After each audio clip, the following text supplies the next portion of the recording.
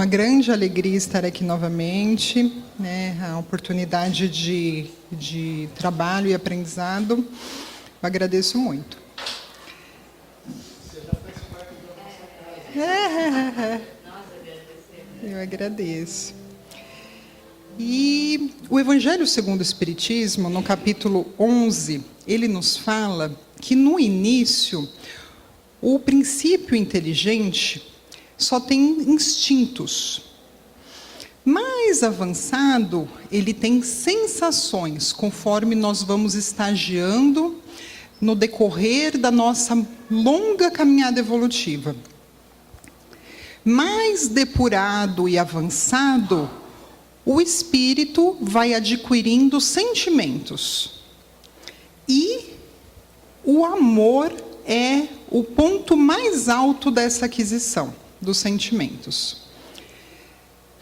Só que para nós chegarmos até aí, nós temos a grande oportunidade de estagiarmos ao longo de muitas e muitas encarnações.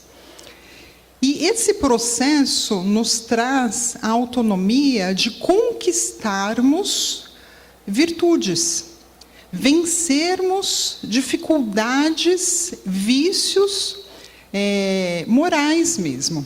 Né? Nós vamos aprendendo, e a doutrina espírita nos traz que talvez o ponto máximo da proposta do Espiritismo para a humanidade é justamente a formação de seres humanos de bem, que têm mais autonomia em relação às conquistas morais que adquiriu ao longo de toda essa caminhada.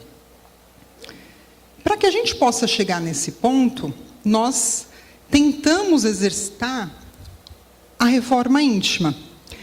E essa é uma aquisição que é justamente uma maratona. Né? A gente costuma falar que não é uma corrida de curta quilometragem. É muito difícil, árdua, e nós temos a oportunidade de, com os ensinamentos do Espiritismo, conquistarmos isso de verdade. Aquele tipo de bem que ladrão nenhum rouba. Allan Kardec, no livro Céu e Inferno, no capítulo Código Penal da Vida Futura, ele nos diz que para cada imperfeição do espírito, há um sofrimento que lhe é consequência. E, por outro lado, para cada virtude conquistada, há uma alegria, um bem, um gozo, que nós podemos experimentar devido a essa conquista. E não é difícil a gente perceber isso, né? Porque, na medida em que nós vamos nos comprometendo com a reforma íntima, nós podemos observar que nós vamos tendo a coragem de retirar debaixo do tapete vícios, dificuldades morais, conseguimos identificar e nomear as nossas dificuldades, por exemplo, o egoísmo, o orgulho, a vaidade, o ciúme excessivo.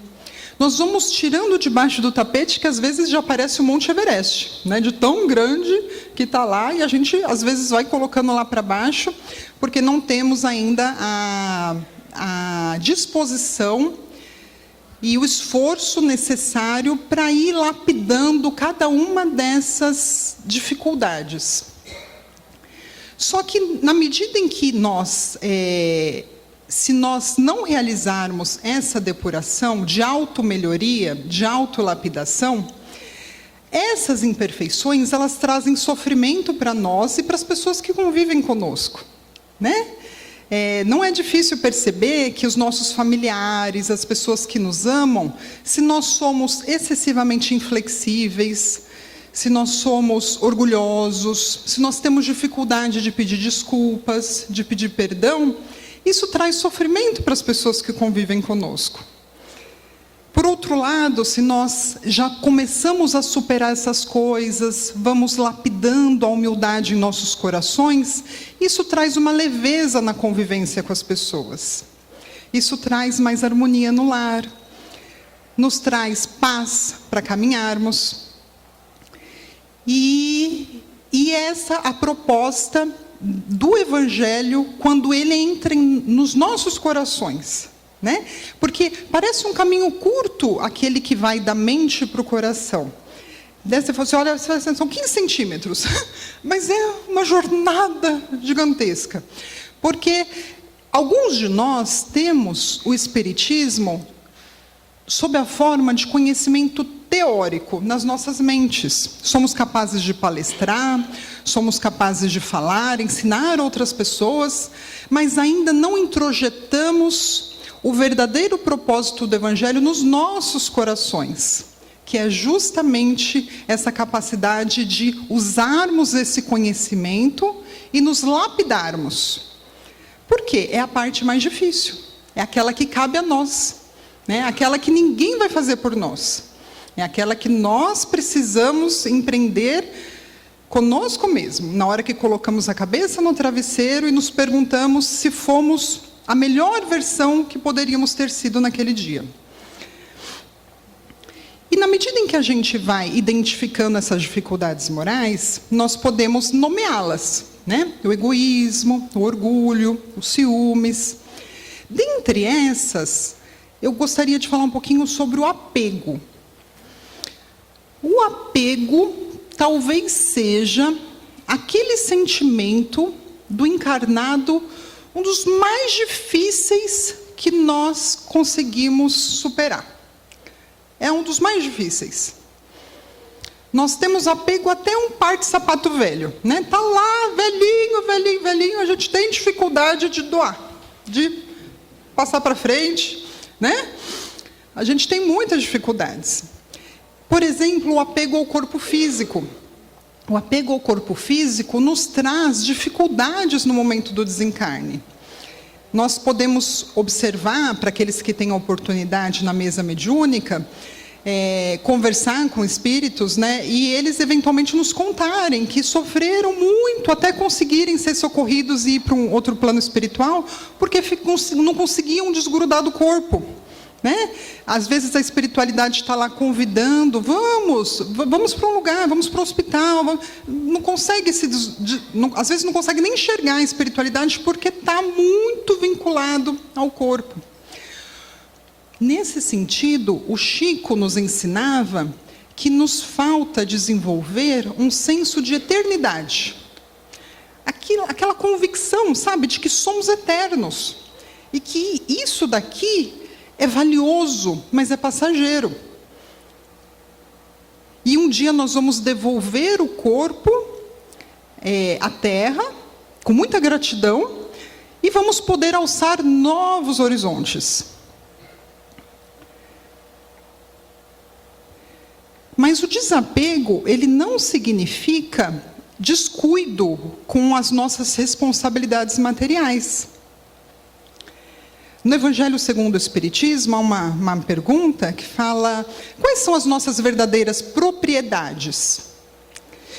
E há um ensinamento. As nossas verdadeiras propriedades é o conjunto dos valores, dos sentimentos e do conhecimento que você adquiriu ao longo da sua jornada e que você vai levar quando você devolver o corpo ao plano da Terra. Essas são as suas verdadeiras propriedades. Mas nós devemos administrar a riqueza ou os bens materiais, o dinheiro, com responsabilidade, porque isso nos será questionado também, né? Você fez bom uso dos instrumentos, das posses que te foram dadas, eventualmente por herança, enfim, ao longo da sua jornada terrestre? Existiam outras pessoas que estavam sob sua responsabilidade, muitas vezes sob a forma de funcionários, e você tratou eles com dignidade? Essa é uma grande responsabilidade. Os espíritos, eles nos contam que às vezes a riqueza é uma prova mais difícil do que a pobreza, né? Porque às vezes quando nós temos muitos bens, a chance de nós tropeçarmos e cairmos muitas vezes nos mesmos erros é maior. É maior do que aquele que muitas vezes pede para vir com recursos financeiros limitados, porque já errou muito, muito, muito no mau uso que fez das posses materiais que tinha. Mas o Evangelho nos traz essa valiosa lição, quando nos ensina quais são as nossas verdadeiras propriedades, para que nós possamos não nos apegarmos excessivamente ao que é material, mas usarmos com sabedoria. Nesse sentido, eu me lembro de uma passagem que aconteceu com o Chico. Ele estava já terminando o dia de trabalho dele, tinha trabalhado o dia todinho, psicografando, já estava tarde da noite, e ele estava indo para casa, acompanhado de uns amigos, quando de repente para um carro, luxuoso até, na frente do centro, e fala: Chico, Chico, Chico, espere, espere, espere. Sai um senhor, muito bem vestido, e fala: Chico, eu preciso de uma mensagem do meu filho agora. Daí o Chico olhou para ele e falou: oi, meu filho, o telefone toca de lá para cá, eu só atendo o telefone. Dando a entender que não seria na hora que o Chico quisesse, né? Daí ele falou: não, o senhor não está entendendo. Ele tirou do bolso um talão de cheque e falou: quanto o senhor quer para me dar uma mensagem do meu filho agora? Nessa hora, o Chico, que tinha 1,60 m, ficou com 2 metros de altura. Já foi Emmanuel que apareceu. Cresceu e ele falou: o senhor, infelizmente, é tão pobre, mas tão pobre, que o senhor só tem dinheiro. O senhor, por conta do seu excessivo apego material e exclusivamente ao trabalho material, o senhor não esteve presente, a presença com qualidade na vida do seu filho, e para suprir essa ausência, lhe deu tudo de material que uma criança, um adolescente poderia ter, ao ponto de que ele acabou se suicidando numa moto em alta velocidade. Esse homem começou a chorar, copiosamente, porque tocou lá no âmago do motivo pelo qual ele trazia o coração com arrependimento profundo. Isso nos traz a ideia, né, de que era uma pessoa equivocada em relação ao que era a verdadeira propriedade, né? E é isso que é o nosso desafio, né? Nos desenvolvermos esse senso de eternidade, para que possamos lidar com os recursos que nós temos com sabedoria, mas não de maneira exclusiva, né? Nós não somos exclusivamente os bens materiais. E quando nós desenvolvemos esse aspecto e começamos a vencer essas dificuldades morais, vamos gradativamente substituindo por virtudes. Então, começa a aparecer a bondade, a indulgência, a generosidade, quando o Evangelho começa a passar da nossa mente para o nosso coração. Vamos desenvolvendo a paciência, a tolerância. E um dos aspectos que, inclusive, o Espiritismo nos enfatiza é a caridade, né? E quando nós falamos em caridade, é uma coisa interessante, porque quando nós ouvimos essa palavra, nós geralmente imaginamos nós doando alguma coisa a alguém, né? Geralmente é assim, como se nós fôssemos fazer algo de muito especial. E nós esquecemos que muitas vezes nós podemos ser aquela pessoa que precisa da caridade alheia. Porque a caridade mais difícil é a caridade moral. É aquela caridade em que você doa quem você é. Por exemplo, quando eu acordo azeda de manhã, de mau humor, eu preciso da caridade dos meus familiares para terem paciência comigo. Essa é a caridade mais difícil, né? Eu preciso da indulgência. O que é indulgência? As mães são um bom exemplo de indulgência, né? O filho faz alguma coisa, daí você fala: ai, está com sono, está cansado, ele teve um dia difícil, né? Você tem um grau de tolerância maior. O Mestre, Deus, né? Imagina quantas vezes, infinitas vezes, né? É indulgente conosco. Né, de percebermos as nossas dificuldades e muitas vezes as nossas respostas, os nossos automatismos de responder à vida de uma maneira não cuidadosa em relação ao risco de machucarmos as pessoas que convivem conosco, por conta do nosso descuido e da nossa invigilância em relação à maneira correta de tratar as pessoas que convivem conosco. Né, com respeito, com gentileza, diminuindo as grosserias, da maneira como nós gostaríamos que o outro nos tratasse. E essa reciprocidade, na verdade, é a lógica da vida, né? Eu dou e eu recebo da vida, e eu percebo que eu recebo da vida. Eu percebo que muitas vezes eu sou a pessoa que necessita da caridade. Isso é muito saudável, porque nós saímos da posição de que eu estou doando para a posição de que eu também preciso receber. E essa reciprocidade é o motivo pelo qual a árvore que recebe os melhores cuidados do agricultor é a frutífera.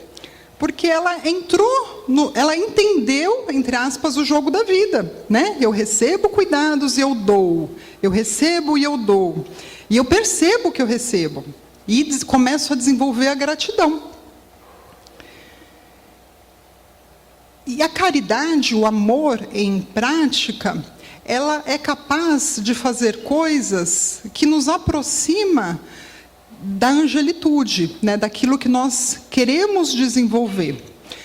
Porque nós, como eu disse no início, né, nascemos simples, temos instintos, vamos desenvolvendo sensações, vamos conquistando sentimentos. E ao longo dessa jornada, os sentimentos vão nos burilando para que possamos seguir o nosso destino, que é nos tornarmos espíritos puros. Só que os espíritos puros, eles não são de cristal, eles não são frágeis, né? Eles nos contam que passaram por muitas chapuletadas da vida e forjaram as próprias virtudes nos seus corações com muitas dificuldades, passando por provas muito difíceis, né? Então, esse processo de autolapidação é pegar o machado e literalmente nos moldarmos e nos transformarmos para que, ao almejarmos resultados diferentes, possamos ter atitudes diferentes. E o Espiritismo nos convida para uma reformulação. Ele nos convida, o Evangelho de Jesus nos convida para que possamos modificar padrões de comportamento que muitas vezes repetimos sem nos darmos conta. Sem percebermos que estamos magoando as pessoas que convivem conosco.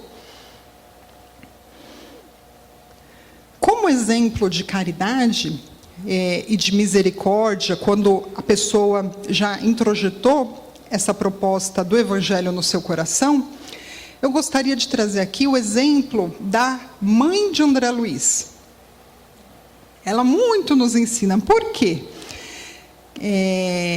Quem não sabe, André Luiz, né, um espírito que escreveu muitas obras, Nosso Lar, e lá ele conta que na família de André Luiz, o que acontecia? Ele tinha um pai que era um fazendeiro de muitas posses, né, com muitas posses materiais, tanto que pagou a faculdade do filho de medicina no Rio de Janeiro, naquela época uma coisa difícil. O filho, um estudante de medicina, um médico, né, também destacado na sociedade. E a mãe de André Luiz, quem era? Uma dona de casa, né, do lar, uma pessoa simples, humilde, ficava, digamos assim, discreta na sociedade. Todos desencarnam, depois de muitos anos, todos desencarnam. O pai de André Luiz tinha 2 amantes, ele vai para o umbral, com as duas amantes, de tão arraigado que ele estava com as duas. O André Luiz também, em decorrência, depois ele conta para nós, né? Em decorrência de abusos na área da alimentação, do álcool, do sexo, ele também acaba indo para o umbral. E a mãe de André Luiz vai para onde? Ela vai para um patamar do mundo espiritual acima do nosso lar. Acima. Tanto que o André Luiz, para visitá-la, ele precisava se desdobrar para chegar lá e visitar a mãe. Isso depois de muito tempo, depois que ele já havia sido socorrido lá do umbral. E depois que o André Luiz havia sido socorrido, o pai de André Luiz não conseguiu. Ele ficou lá muito tempo, junto com as duas mulheres. E o André Luiz, ele estava numa fase que ele queria ajudar o pai. E ele queria ajudar o pai a sair de lá. E uma vez ele foi procurar a mãe e ele falou: mamãe, não adianta. Eu já tentei de tudo para ajudar o papai. Ele está tão ligado com aquelas duas mulheres, ele não consegue sair. Eu não consigo socorrê-lo. Daí o que a mãe de André Luiz fala? Calma, nós estamos planejando já uma ação de ajuda para o seu pai. Aí, mamãe, o que nós vamos fazer? Eu vou reencarnar, o seu pai vai vir um pouquinho depois, nós vamos nos casar novamente, e eu vou receber como filhas essas duas moças. Elas serão nossas filhas. Nessa hora, né, você fica sem palavras, né? Porque você se pergunta se você faria algo de receber como filhas as amantes do seu marido. Né? E daí, como pai, ele vai poder educar tudo aquilo de vícios morais que ele ensinou para as duas moças. Né? Então, quando elas chegarem na adolescência, em que aflorar tudo aquilo que eventualmente ele ensinou em outras vidas, na outra vida, esse pai vai ficar de cabelo branco. Vocês concordam? Vai ser difícil, né? Mas, às vezes, aquele adolescente difícil é realmente alguma dificuldade que a gente está lá para educar mesmo. Né? Não é fácil. Mas a mãe de André Luiz, ela nos dá esse exemplo, né, de abnegação, de humildade, daquela pessoa que conseguiu conquistar no silêncio do seu coração virtudes que a possibilitou conquistar a própria luz. Né? Ela conquistou a própria luz e ela foi recebida num patamar que estava de acordo com o patamar espiritual que ela tinha conquistado. E ela nos ensina esse exemplo de doação, de caridade, de perdão, né, que nós estamos aí lutando para conquistar. E a virtude, ela acaba sendo a somatória das experiências extensivamente repetidas ao longo de muitas e muitas encarnações, com dificuldades, mas que nós conquistamos. Por isso que ela é sempre uma força que irradia, ela não é uma boca que fala. A virtude não é uma boca que fala, ela é uma energia que irradia de nós e que atrai as oportunidades de trabalho, as pessoas que realmente necessitam, aquelas que são atraídas pela nossa energia, a virtude conquistada. Então, essa é a proposta do Espiritismo para a humanidade. Né? Seres humanos, a formação de seres humanos de bem, que conseguem, têm a coragem de olhar para si mesmos, enxergar suas dificuldades morais, tirar debaixo do tapete e lutar diariamente para se autoburilar. Só que temos que ir com calma. Por quê? Porque a reforma íntima, ela é mais ou menos parecida com você vai fazer uma viagem, você pega um avião, né? Daí você decola quando você está lá em cima. Imaginem que o piloto fala assim: senhores passageiros, nós temos que fazer um reparo no avião agora, e ele está em voo. Né? Daí você fala: ai meu Deus, por que não fizeram isso antes? Vamos fazer agora, que ele já está em voo. O que eu quero dizer é assim, que a nossa vida não para que a gente possa se modificar. né? A gente vai estar lá vivendo e as oportunidades vão estar acontecendo no nosso cotidiano. Nas pequenas dificuldades, experiências que podem parecer rotineiras, mas que dão lá a oportunidade, muitas vezes, de ter um pouquinho mais de paciência, um pouquinho mais de tolerância, um pouquinho mais de indulgência, para que possamos... O Chico falava, ele falava assim, eu sou que nem uma lesma, só que andando sempre para frente, né? Sempre para frente. Se o Chico era uma lesma, imagina nós, né? Então, assim, a velocidade com que a gente conquista as nossas virtudes é lenta mesmo, é lenta. Mas o importante é caminharmos sempre para frente, né? Porque se a gente for do dia para a noite falar assim, não, agora eu vou ser perfeito, né? A gente não consegue, né? A gente vai enlouquecer. Então, a gente tem que ir devagarzinho, mas sempre com esse propósito. E, nesse sentido, eu gostaria de terminar com um poema da Madre Teresa de Calcutá. Ele chama Assim Mesmo. Muitos já conhecem, né? Se você é gentil, muitas vezes as pessoas são egocêntricas, ilógicas e insensatas. Perdoe-as assim mesmo. Se você é um vencedor, terá alguns falsos amigos e alguns inimigos verdadeiros. Vença assim mesmo.